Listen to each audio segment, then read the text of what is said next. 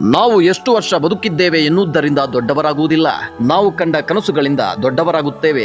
ಅಂತಹ ಕನಸುಗಾರನೇ ಶಂಕರ್ ನಾಗ್. 1954 ನವೆಂಬರ್ 9ರಂದು ಜನಿಸಿದ ಶಂಕರ್ ನಾಗ್ ರಂಗಭೂಮಿಯಿಂದ ತಮ್ಮ ಕಲಾಯಾತ್ರೆಯನ್ನು ಆರಂಭಿಸಿದರು.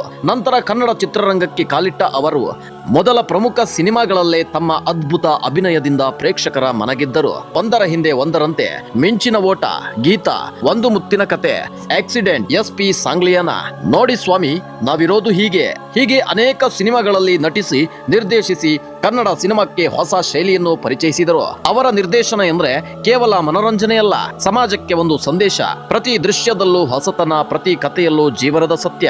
ಅವರ ಹೆಸರನ್ನು ಅಮರಗೊಳಿಸಿದ ಮತ್ತೊಂದು ಮಹಾಕೃತಿ ಮಾಲ್ಗುಡಿ ಡೇಸ್. ಇಂದಿಗೂ ಆ ಧಾರಾವಾಹಿ ಭಾರತದ ಅತ್ಯುತ್ತಮ ದೂರದರ್ಶನ ಸರಣಿಗಳಲ್ಲಿ ಒಂದೆಂದು ಪರಿಗಣಿಸಲಾಗುತ್ತದೆ. ಮಕ್ಕಳಿಂದ ಹಿರಿಯರವರೆಗೂ ಎಲ್ಲರ ಮನದಲ್ಲಿ ಶಂಕರ್ ನಾಗ್ ಶಾಶ್ವತವಾಗಿ ಸ್ಥಾನ ಪಡೆದರು. ಆದರೆ ಶಂಕರ್ ನಾಗ್ ಅವರ ಕನಸು ಕೇವಲ ಸಿನಿಮಾ ಅಲ್ಲ, ರಾಜ್ಯದ ಅಭಿವೃದ್ಧಿ. ಹೌದು, ಬೆಂಗಳೂರು ನಗರ ಒಂದು ದಿನ ಮೆಟ್ರೋ ರೈಲಿನಲ್ಲಿ ಸಂಚರಿಸಬೇಕು, ಸಂಚಾರ ದಟ್ಟಣೆ ಕಡಿಮೆಯಾಗಬೇಕು, ಆಧುನಿಕ ನಗರವಾಗಬೇಕು ಎಂಬ ದೂರದೃಷ್ಟಿಯ ಕನಸನ್ನು ಅವರು ದಶಕಗಳ ಹಿಂದೆಯೇ ಕಂಡಿದ್ದರು. ಆದರೆ ವಿಧಿಯಾಟ ಬೇರೆಯೇ ಆಗಿತ್ತು. 1990 ಸೆಪ್ಟೆಂಬರ್ 30ರಂದು ಒಂದು ಸಿನಿಮಾ ಚಿತ್ರೀಕರಣಕ್ಕಾಗಿ ಪ್ರಯಾಣಿಸುತ್ತಿದ್ದ ವೇಳೆ ದಾವಣಗೆರೆ ಸಮೀಪ ಸಂಭವಿಸಿದ ಭೀಕರ ರಸ್ತೆ ಅಪಘಾತದಲ್ಲಿ ಕೇವಲ 35ನೇ ವಯಸ್ಸಿನಲ್ಲಿ ಶಂಕರ್ ನಾಗ್ ಇಹಲೋಕ ತ್ಯಜಿಸಿದರು. ಆ ದಿನ ಕನ್ನಡ ಚಿತ್ರರಂಗ ಒಬ್ಬ ನಟನನ್ನು ಕಳೆದುಕೊಳ್ಳಿಲ್ಲ, ಒಬ್ಬ ನಿರ್ದೇಶಕನನ್ನ ಕಳೆದುಕೊಳ್ಳಿಲ್ಲ, ಒಬ್ಬ ದೂರದೃಷ್ಟಿಯ ಕನಸುಗಾರನನ್ನ ಕಳೆದುಕೊಂಡಿತು.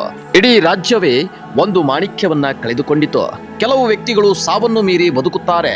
ಅಂತಹ ವ್ಯಕ್ತಿತ್ವ ಶಂಕರ್ ನಾಗ್ ಅವರದ್ದು. ಇಂದಿಗೂ ಶಂಕರ್ ನಾಗ್ ಅವರ ಸಿನಿಮಾಗಳು ನೋಡಿದಾಗ, ಅವರ ಕನಸುಗಳ ಬಗ್ಗೆ ಕೇಳಿದಾಗ ಅವರು ಇನ್ನೂ ನಮ್ಮ ಜೊತೆ ಇದ್ದಾರೆ ಎಂಬ ಭಾವನೆ ಮೂಡುತ್ತದೆ. ಬಂಧುಗಳೇ, ಇಂದು ಶಂಕರ್ ನಾಗ್ ಅವರು ನಮ್ಮ ಜೊತೆ ಇಲ್ಲ.